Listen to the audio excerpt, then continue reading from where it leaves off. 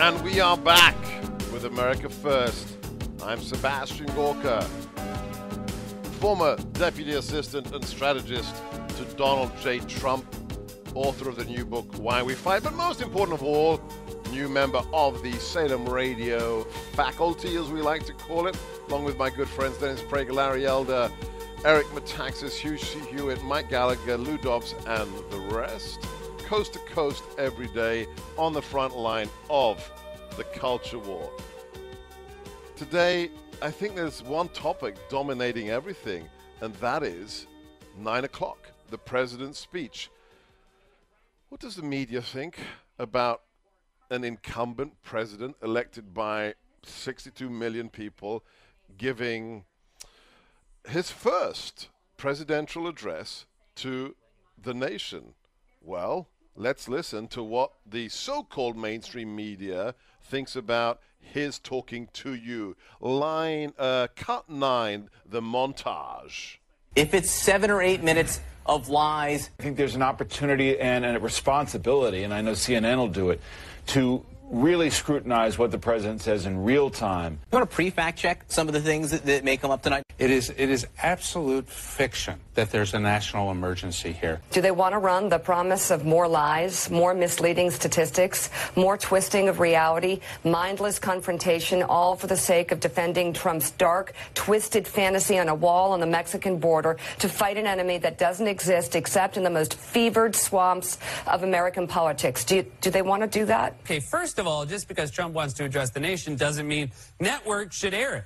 Otherwise, they're just passing on his lies unfiltered. Vice President's basic point, Democrats are ignoring a crisis, and says the president really is considering declaring a national emergency to go around Congress. Your response? It's just not true.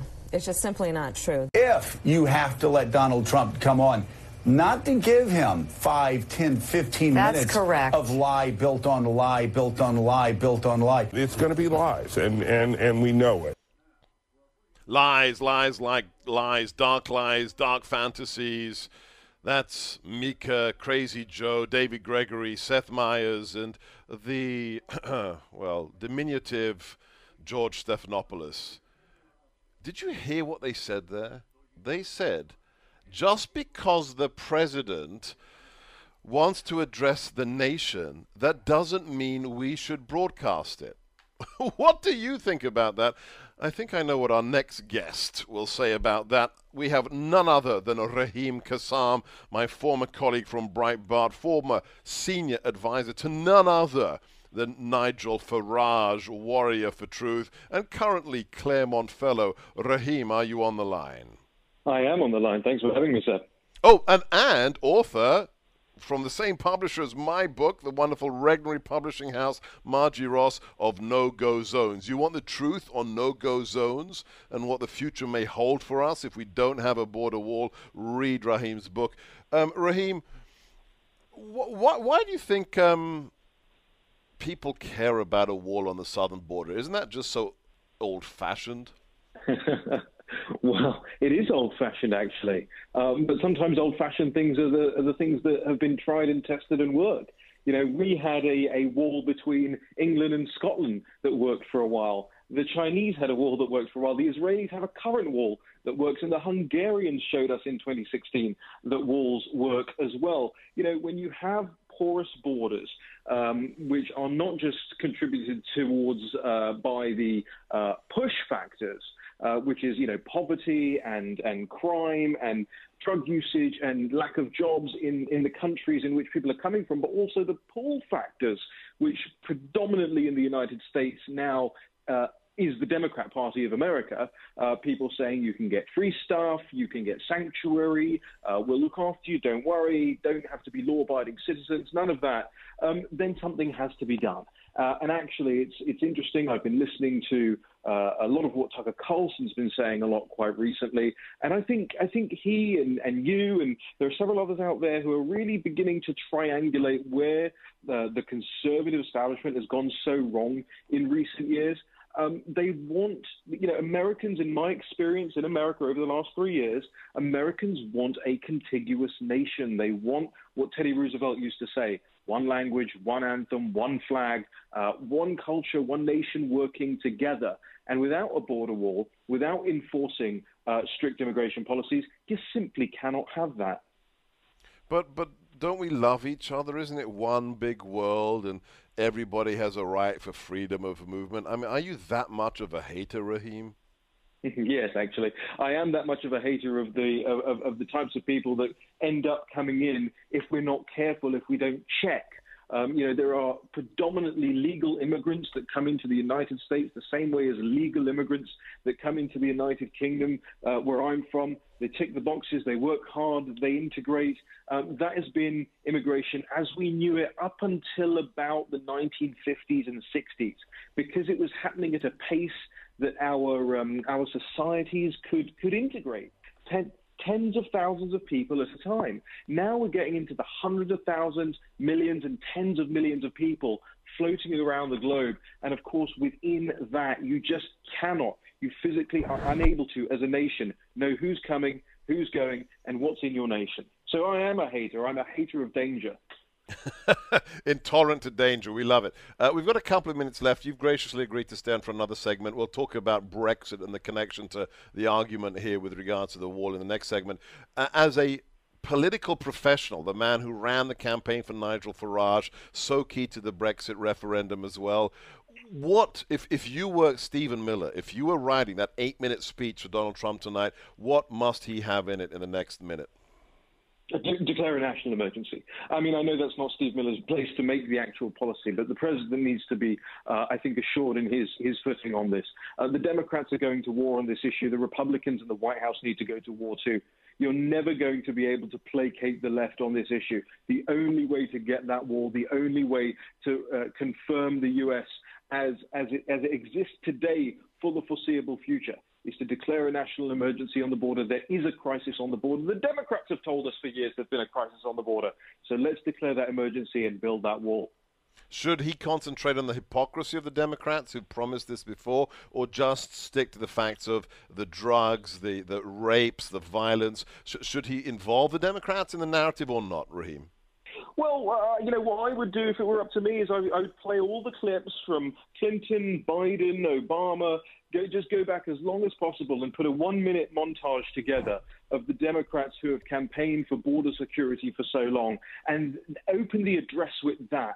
And then he has 7 minutes to say, look, it's not just me telling you this. I haven't come up with this out of thin air. This isn't bigotry. This is the border as we have known it. And then he can make the case to the American people. Well, look, you were key to getting the British people to reassert through that referendum their national sovereignty. We need to talk about that next, because it doesn't seem to be going too well. I'm talking to Raheem Kassam, good friend of mine, a professional troublemaker in the best possible way. Follow him on Twitter at Raheem Kassam, RaheemKassam.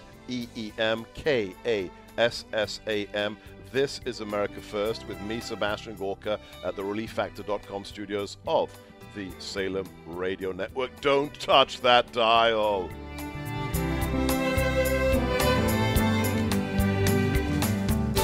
Sebastian Gorka.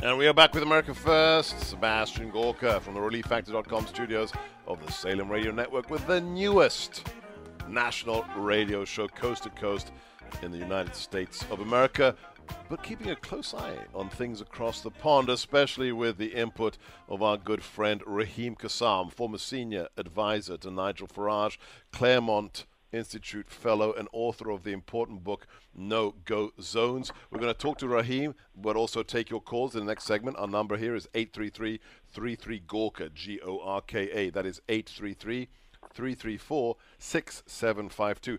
Raheem, something's happening with Brexit. You got some latest developments you can tell us about? Yeah, that's right. There was a big vote in the United Kingdom today in the House of Commons. This has been going on, as you know now, for 2+ years. 2 years, right. The United Kingdom is formally supposed to leave on March the 29th of this year. That was the planned date. But unfortunately, our legislature, our House of Commons, is still packed to the gunnels, full of people who are interested in remaining in the European Union, not enforcing the will of the people and actually leaving. So the vote today was about how much the British government can prepare for a no-deal scenario with the European Union. At the moment, which means you would just leave, right? A no-deal means you just leave, yeah. as the referendum said you wanted to do, right? Exactly. Actually fulfill the will of the people. So at the moment, what we've been doing is Theresa May, our Prime Minister, has been taking us down this path of putting this awful deal together where we pay tens of billions of pounds probably about $60 billion into the European Union's coffers just for the benefit of leaving, along with all these other things like they'd still have some say we over could build a wall with that. over our fisheries. Yeah, exactly. You could build a wall with that. You could build a wall for much less than that.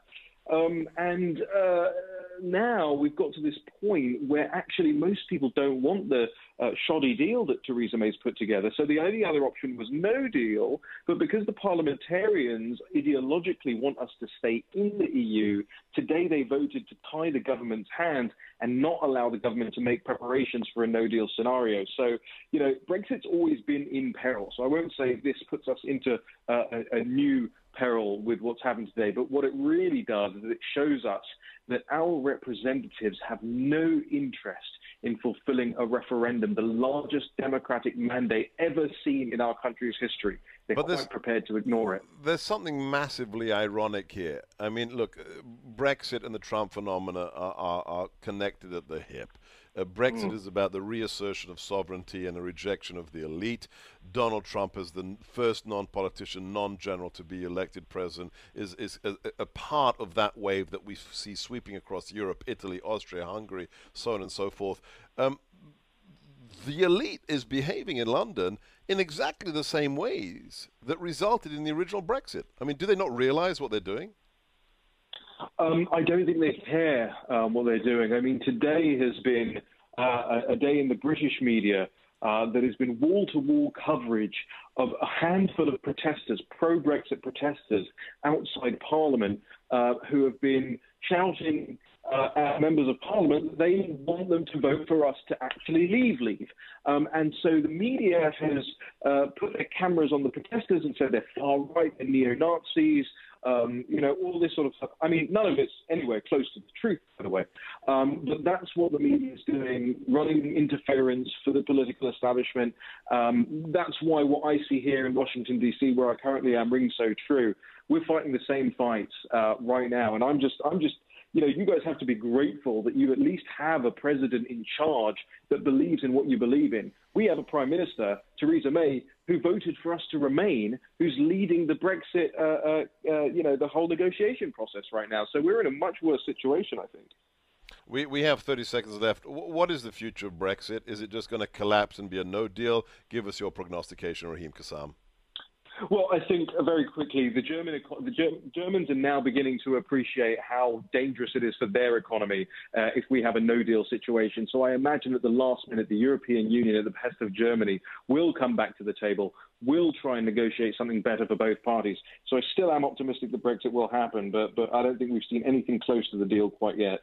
Thank you, Raheem Kassam. Follow him on Twitter at Raheem, R-A-H-E-E-M, Kassam, K-A-S-S-A-M, former senior advisor to none other than Nigel Farage, Mr. Brexit, author of the important book No-Go Zones and Claremont Fellow. He will be keeping us up to date if he comes back, if he wants to join us in the future on what's happening across the pond, which is so very, very closely connected to what is happening here in America. I'm Sebastian Gorka with a personal message for you now. What's the one thing that you no longer do that you wish you could? Do you miss playing golf, walks with your spouse, sleeping through the night? Would you like to live without pain? My colleagues Hugh Hewitt, Dennis Prager, and Mike Gallagher have talked to you about their own successful experience with Relief Factor. Even Pat Boone and his wife are now big fans, and I, your host, Sebastian Gorka, have started to use it, and I can tell you, it works. Relief Factor is changing the lives of tens of thousands of Salem listeners by reducing and even eliminating daily aches and pains. For just $19.95, Relief Factor offers a 3-week quick start that could help you live with little or no pain. Go to relieffactor.com. Hear the testimonials from folks all over the country that are getting their lives back with Relief Factor. And over 70% of those who try that starter will continue to subscribe to this life-changing supplement. Feel relief and get back to your independence, free from the aches and pains of everyday life. Relieffactor.com. This is America First. I'm Sebastian Gorka, taking your calls on 833-33-GORKA. Stay tuned.